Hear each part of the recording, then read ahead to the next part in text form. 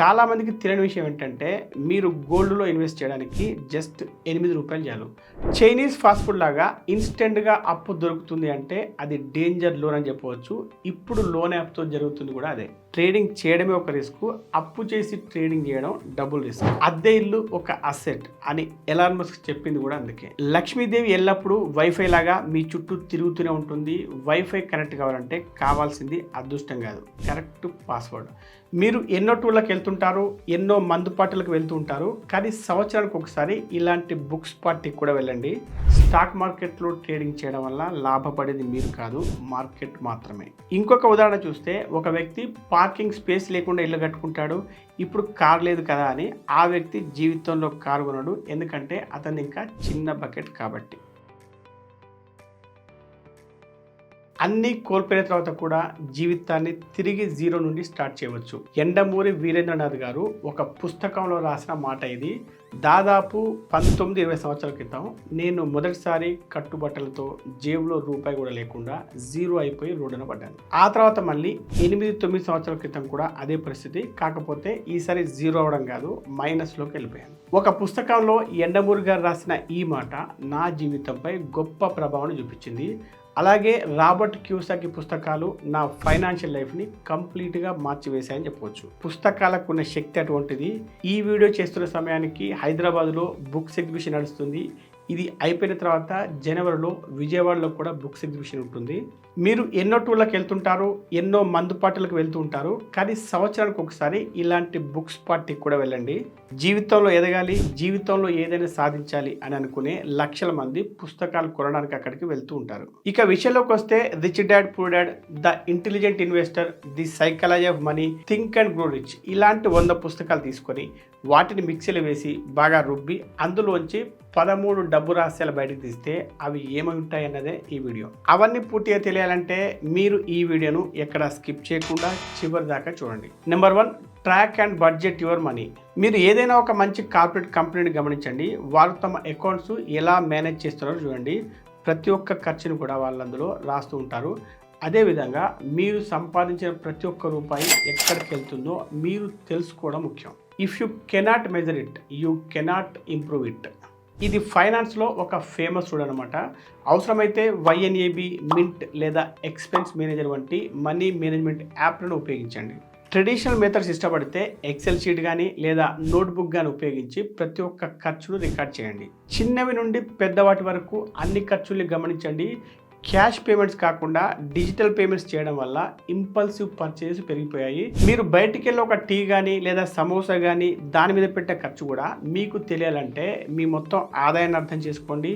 మీ ఖర్చును దానికి అనుగుణంగా ట్రాక్ చేయండి. వాటి ఆధారంగా ఒక బడ్జెట్ తయారు చేయండి. బడ్జెట్ తయారు చేసేటప్పుడు 50-30-20 రూల్ పాటించండి. అంటే 50% మీ ఆదాయాన్ని అవసరాలపై ఖర్చు చేయండి, అంటే రెంటు, కిరాణా వంటి ఖర్చుల మీద. 30% మీ ఆదాయాన్ని కోరికలపై ఖర్చు చేయండి, అంటే బయటికి వెళ్ళి తినడం, హాబీసు లేదా ఎంటర్టైన్మెంట్ పైన. మిగిలిన 20%ని ఇన్వెస్ట్మెంట్పై పెట్టండి. Number 2, avoid excessive borrowing. అప్పులు తీసుకోవడం వల్ల మీరు అప్పుల పాలవుతారు అని అనుకుంటారు, కాదు. కానీ చాలామంది ఏ అప్పుకు ఎంత వడ్డీ అనేది అవగాహన ఉండదు, అందువల్ల వారు అప్పుల పాలవుతారు. చైనీస్ ఫాస్ట్ ఫుడ్ లాగా ఇన్స్టెంట్గా అప్పు దొరుకుతుంది అంటే అది డేంజర్ లోన్ అని చెప్పవచ్చు. ఇప్పుడు లోన్ యాప్తో జరుగుతుంది కూడా అదే. ఒక హోమ్ లోన్ అప్లై చేసి చూడండి, కనీసం వారం రోజులు పడుతుంది, కానీ దానికి వడ్డీ తక్కువ పడుతుంది. అదే క్రెడిట్ కార్డు గీకండి, వెంటనే డబ్బు మీ చేతుల్లోకి వస్తుంది. ఎడ్యుకేషన్ కోసం, ఇంటి కోసం లేదా బిజినెస్ కోసం మాత్రమే లోన్ తీసుకోండి. ఐఫోన్ల కోసం, వెకేషన్ల కోసం క్రెడిట్ కార్డులు వాడవద్దు, అప్పుల పాలు కావద్దు. Number 3, start investing early. చాలా మంది కామెంట్స్లో అడుగుతుంటారు SIP ఎప్పటి నుండి స్టార్ట్ చేయాలి అని. దానికి బెస్ట్ టైం ఏంటంటే అది ఈరోజే. జస్ట్ 500 రూపాయలతో కూడా ఇప్పుడు SIP స్టార్ట్ చేయొచ్చు.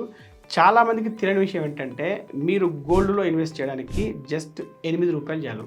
టాటా గోల్డ్ ETF ఒక్క యూనిట్ ధర రూ. 7.49 మాత్రమే. మీరు ఇప్పుడే కొత్తగా జాబ్లో జాయిన్ అయ్యారనుకోండి, మీరు మొదట చేయాల్సిన పని ఒక డీమ్యాట్ అకౌంట్ ఓపెన్ చేసుకోండి. మీరు ఏ కంపెనీ డీమ్యాట్ అకౌంట్ ఓపెన్ చేసినా కూడా ఫస్ట్ ఇయర్ ఫ్రీగానే ఉంటుంది. ఆ డీమ్యాట్ అకౌంట్ను అప్పుడప్పుడు ఓపెన్ చేస్తూ చూస్తూ ఉండండి కొంతకాలం పాటు. తర్వాత మెల్లమెల్లగా ఇండెక్స్ ఫండ్స్లో ఇన్వెస్ట్ చేయండి. ఇంకొక వైపు పీపీఎఫ్లో కూడా డబ్బులు పెట్టండి. మీ శాలరీ ఎంత పర్సంటేజ్ పెరుగుతుందో అంత పర్సంటేజ్ను ఇన్వెస్ట్మెంట్స్పై కూడా పెంచండి. 15-20 సంవత్సరాలు పెడుతూనే ఉండాలి తప్ప ఎప్పుడు తీయకండి. కంపౌండింగ్ అనే ఒక అద్భుతం జరగాలంటే మీరు లాంగ్ టర్మ్ కోసం ఇన్వెస్ట్ చేయడం ఒకటే మార్గం. Number 4, get proper insurance. మీరు ఒక కొత్త బైక్ కొంటారు, లేదంటే కొత్త కార్ కొంటారు. అది ఇంకా రిజిస్ట్రేషన్ కూడా కాకముందే, అంటే షోరూమ్ నుండి ఇంకా బయటికి రాకముందే ఒక పని మాత్రం ఖచ్చితంగా చేస్తారు. అదేంటంటే ఇన్సూరెన్స్. అలాగే మీరు కొత్తగా జాబ్లో జాయిన్ అయ్యారు, మొదటి జీతం రాగానే మీరు చేయాల్సిన మొట్టమొదటి పని ఇన్సూరెన్స్ తీసుకోవడం. జాబ్ అనే కాదు, మీరు ఏదైనా బిజినెస్ చేస్తున్నా, ఇంకేదైనా ప్రొఫెషన్లో ఉన్నా కూడా మీ మొదటి ఆదాయం రాగానే మీరు చేయాల్సిన మొదటి పని మాత్రం టర్మ్ ఇన్సూరెన్స్ తీసుకోవడం. టర్మ్ ఇన్సూరెన్స్ తీసుకోవడం వల్ల మీకు మానసిక ప్రశాంతత కలగడంతో పాటు అది మీ తర్వాత మీ కుటుంబాన్ని రక్షిస్తుంది. మీరు జస్ట్ నెలకు 600 నుండి 700 రూపాయలు కడితే మీకు 2 కోట్ల రూపాయల ఇన్సూరెన్స్ కవర్ లభిస్తుంది. దాంతోపాటు మీరు సెక్షన్ 80C ప్రకారం సంవత్సరానికి 1,50,000 వరకు ట్యాక్స్ సేవ్ చేసుకోవచ్చు. అలాగే మీకున్న ఇన్సూరెన్స్ కవరేజ్ను 20 కోట్ల రూపాయల వరకు పెంచుకోవచ్చు. ఇక్కడ వీడియో క్రింద డిస్క్రిప్షన్లో ఇంకా పిన్నుడ్ కామెంట్స్లో ఒక లింక్ ఉంటుంది. అది మీరు క్లిక్ చేసి మీ డీటెయిల్స్ ఫిలప్ చేయవచ్చు. 51కి పైగా ఉన్న ఇన్సూరెన్స్ కంపెనీల పాలసీలను మీరు కంపేర్ చేసుకోవచ్చు. అలాగే పాలసీ బజార్ వాళ్ళు మీకు కాల్ చేసి సరైన పాలసీ సజెస్ట్ చేస్తారు, డాక్యుమెంటేషన్లో హెల్ప్ చేస్తారు. ఏంటంటే 24/7 365 డేస్ క్లెయిమ్ అసిస్టెన్స్ ఉంటుంది. ఆన్లైన్లో పాలసీ తీసుకుంటారు కాబట్టి మీకు ఆన్లైన్ డిస్కౌంట్ 10% దాకా లభిస్తుంది. అందుకే ఆలస్యం చేయకుండా ఈ రోజే టర్మ్ ప్లాన్ తీసుకోండి. మీ ఫ్యామిలీకి రక్షణ కవచాన్ని ఏర్పాటు చేసుకోండి.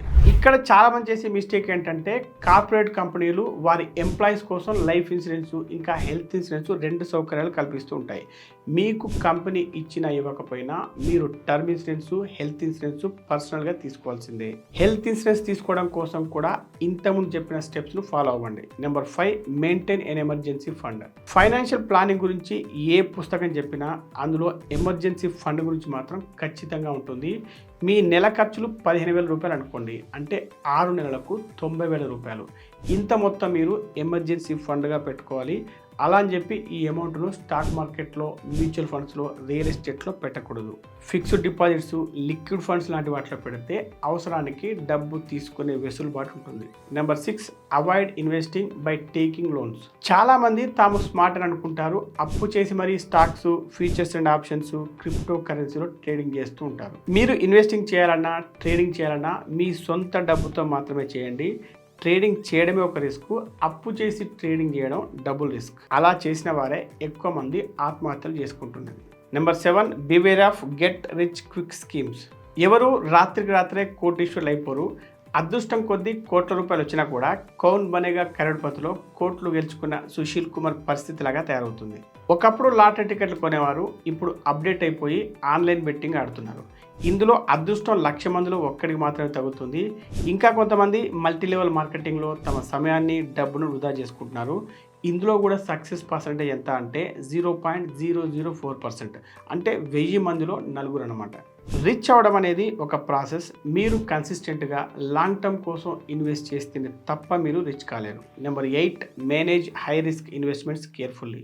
ఈ మధ్య కాలంలో ఎక్కువ మంది ట్రేడింగ్ వైపు మొగ్గు చూపుతున్నారు. అందులోనూ మరీ ముఖ్యంగా ఫ్యూచర్స్, ఆప్షన్స్ ట్రేడింగ్. సెబీ ఇచ్చిన డేటా ప్రకారం 10 మందిలో 8 మంది ఫ్యూచర్స్, ఆప్షన్స్లో నష్టపోతున్నారు. లాభపడిన ఆ ఇద్దరు కూడా తమకొచ్చిన ప్రాఫిట్లో 15 నుండి 50% ట్రాన్సాక్షన్ కాస్ట్ రూపంలో కోల్పోతున్నారు. మనీ విటమిన్ అనే పుస్తకంలో ట్రేడింగ్ ఎలా జరుగుతుంది అన్న విషయంపై ఒక ఇంట్రెస్టింగ్ కథ ఇవ్వడం జరిగింది. అది చదివిన తర్వాత మీకు ఒక విషయం అర్థమవుతుంది. స్టాక్ మార్కెట్లో ట్రేడింగ్ చేయడం వల్ల లాభపడేది మీరు కాదు, మార్కెట్ మాత్రమే. Number 9, think big. మీరు ఎంత ఆలోచించగలరో అంత ధనవంతులు. ఒక ట్యాప్ నుండి నీళ్ళు వస్తున్నాయి. మీరు చిన్న బకెట్తో వెళ్తే తక్కువ నీళ్ళు వస్తాయి, పెద్ద బకెట్తో వెళ్తే ఎక్కువ నీళ్ళు వస్తాయి.